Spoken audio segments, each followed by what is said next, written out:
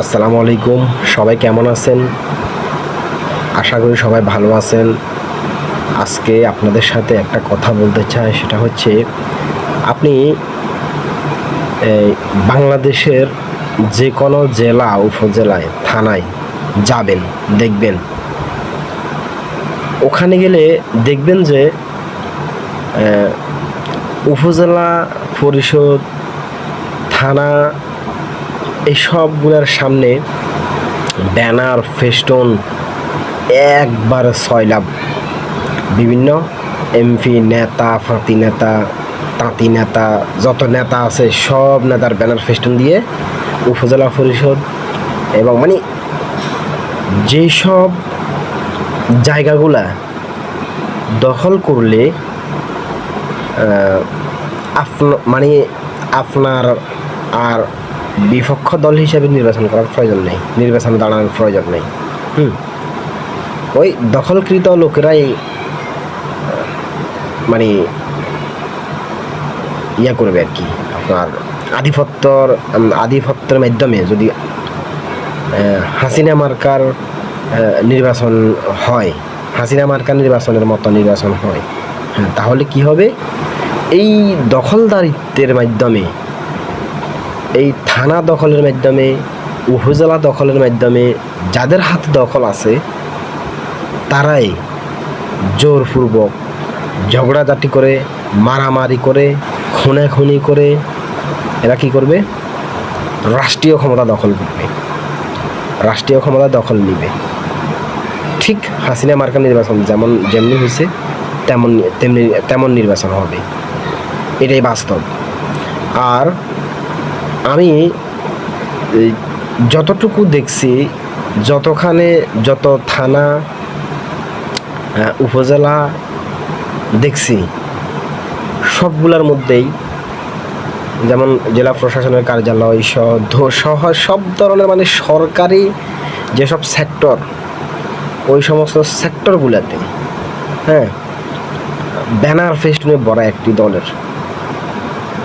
একটি দলের বিশেষ দলের, বড় দলের নাম বললাম না, বুঝে নেবেন। বুঝে নেবেন।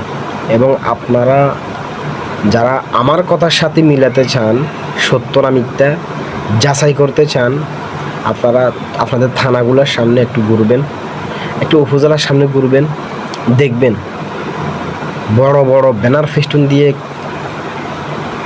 কারা দখল করে রাখছে, কাদের ব্যানার ফেস্টুন দিয়ে ভরে রাখছে। যখন দেখবেন একটা থানার সামনে ব্যানার ফেস্টুন দিয়ে সয়লাব করা আছে একটি দলের, তাহলে বুঝে নেবেন ওই দলটা ওই থানা দখল করে রাখছে। যখন দেখবেন একটা উপজেলার সামনে উপজেলা পরিষদ, ডিসি, যত সরকারি সেক্টর আছে সবগুলোতে যখন দেখবেন যে একটি দলের ব্যানার ফেস্টুন, বিভিন্ন নেতা কর্মী, এমপি, ওই সেই হাবি জাবির ব্যানার ফেস্টুন দিয়ে ভরপুর করা আছে, ধরে নেবেন, শুধু সন্দেহ নয়, ধরে নেবেন যে ওই দলের দখলে এই জায়গাটা আছে, এই সেক্টরটা আছে। হতে পারে সেই সেক্টরটা ডিসি অফিস, ডিসির কার্যালয়, জেলা প্রশাসকের কার্যালয়, উপজেলা পরিষদ, থানা, সরকারি সেক্টরগুলো তাদের দখলের নিয়ন্ত্রণে, তাদের নিয়ন্ত্রণে আছে, তাদের নিয়ন্ত্রণে চলতেছে, এটা ধরে নেবেন। এবার আসেন, এই যদি দখল হয়ে থাকে, দখল করে রাখে, তাদের নিয়ন্ত্রণে রাখে, বলেন তো একটি বিশেষ দলের নিয়ন্ত্রণে থাকা অবস্থায় আমরা কি গত 15 বছর 3টা নির্বাচন কি ভালো দেখছি? তখন কাদের নিয়ন্ত্রণে ছিল এই জায়গাগুলা, এই সেক্টরগুলা? সরকারি আওয়ামী লীগের নির্বাচনে, আওয়ামী লীগের দখলে ছিল, আওয়ামী লীগের নিয়ন্ত্রণে ছিল। তো এই একটি দলের নিয়ন্ত্রণে থাকা অবস্থায় নির্বাচন গত 3টা নির্বাচন যেমন সুস্থ হয় নাই, সুন্দর হয় নাই, ভালো হয় নাই, যার কারণে আমরা বলতেছি হাসিনা মার্কা নির্বাচন। তো এখন অন্তর্বর্তী সরকার হইলেও কিন্তু থানা, বিভিন্ন সরকারি সেক্টরগুলা কিন্তু একটি বিশেষ দলের দখলে আছে। যেহেতু একটি বিশেষ দলের দখলে আছে, সেহেতু নির্বাচন হবে হাসিনা মার্কা নির্বাচন। তবে একটা সুন্দর পরামর্শ আসে, হাসিনা মার্কা নির্বাচন হবে না। সরকারি সেক্টরগুলো তাদের দখলে থাকলেও, একটিমাত্র দলের দখলে আইতে নিয়ন্ত্রণে থাকলেও হাসিনা মার্কা নির্বাচন হবে না। সুস্থ নির্বাচন হবে, তবে সেই নির্বাচন হতে হবে ফেয়ার পদ্ধতি নির্বাচন। যদি ফেয়ার পদ্ধতি নির্বাচন হয়, সেক্ষেত্রে নেতার বাছাই নেতা বাছাইকরণ নিয়ে, এমপি বাছাইকরণ নিয়ে চিন্তা থাকবে না। এমপির জন্য কাকে এমপি বানাবো, আমি ওকে এমপি বানাবো, আমি ওকে ওকে এমপি বানাবে, এই নিয়ে কোনো প্রতিদ্বন্দ্বিতা থাকবে না, প্রতিযোগিতা থাকবে না। প্রতিযোগিতা থাকবে দল নিয়ে, প্রতীক নিয়ে। ফেয়ার পদ্ধতির নির্বাচন হলে যার যেই প্রতীক, যেই দলের যেই প্রতীক, ওই প্রতীক অনুসারে নির্বাচন হবে, মানুষ ভোট দিবে। তাহলে সেখানে কে এমপি হবে, কাকে এমপি বানাবো, এই তড়িঘড়ি থাকবে না, এই তাড়াহুড়া থাকবে না, এই নিয়ে শঙ্কা থাকবে না। এই জন্য মারামারিও হবে না, কাড়াকাড়িও হবে না, টাকার ছোড়াছুড়িও হবে না। দেখেন, ধরেন বিএনপির পক্ষ থেকে যদি একজনকে নমিনেশন দেয়, দুইজন কিন্তু স্বতন্ত্র খারাবে, দুইজন স্বতন্ত্র দাঁড়াবে তাদের পক্ষ থেকে। কারণ বাকিদের তো হক আছে, বাকিদের তো চাওয়া পাওয়া আছে। দল থেকে একজনকে নমিনেশন দিছে, বাকিরা কি হাওয়ায় বাসে আসছে? তারা নির্বাচন করার শখ নেই? তাদের এমপি হওয়ার শখ নেই? হ্যাঁ আছে। সেক্ষেত্রে একজন অথবা দুজন স্বতন্ত্র হবে। এবার আসেন, যে যাকে দলীয় নমিনেশন দেওয়া হয়েছে সে কি করবে? সে তো দলের সাপোর্ট পাবে।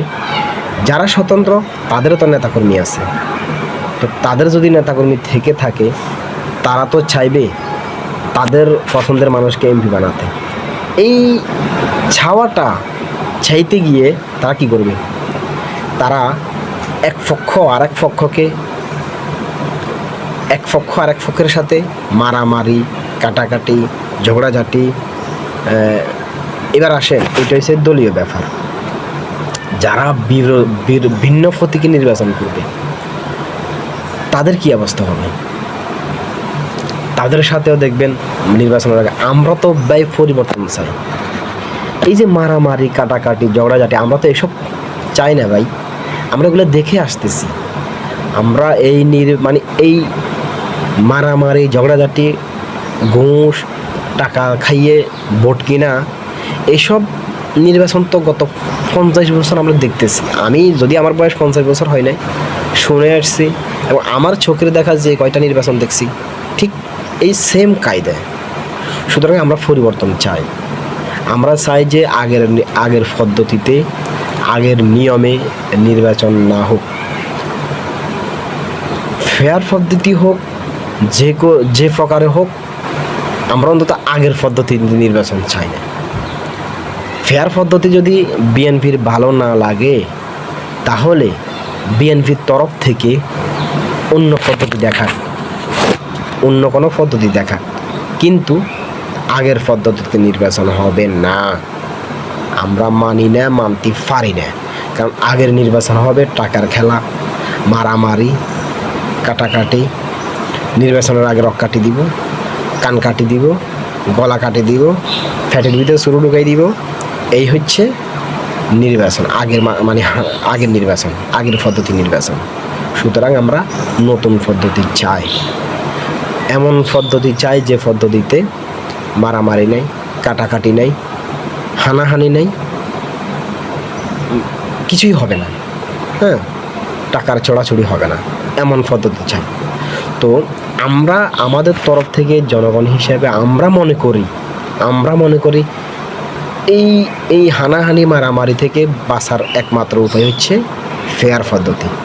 এর বাইরে যদি অন্য কোনো উপায় থেকে থাকে, অন্তর্বর্তী সরকার দেখ, অথবা যারা ফেয়ার পদ্ধতি চায় না তারা দেখ, প্রস্তাবনা করুক, সমস্যা নেই। সেই পদ্ধতি যদি সুন্দর হয়, যদি মারামারি কাটাকাটি আগের নিয়মের বাইরে হয়, নতুন নিয়ম হয়, নতুন পদ্ধতি হয়, সমস্যা তো নাই, জনগণ মেনে নেবে, আমরা মেনে নেব ইনশাল্লাহ। ভালো থাকবেন সবাই, আসসালামু আলাইকুম।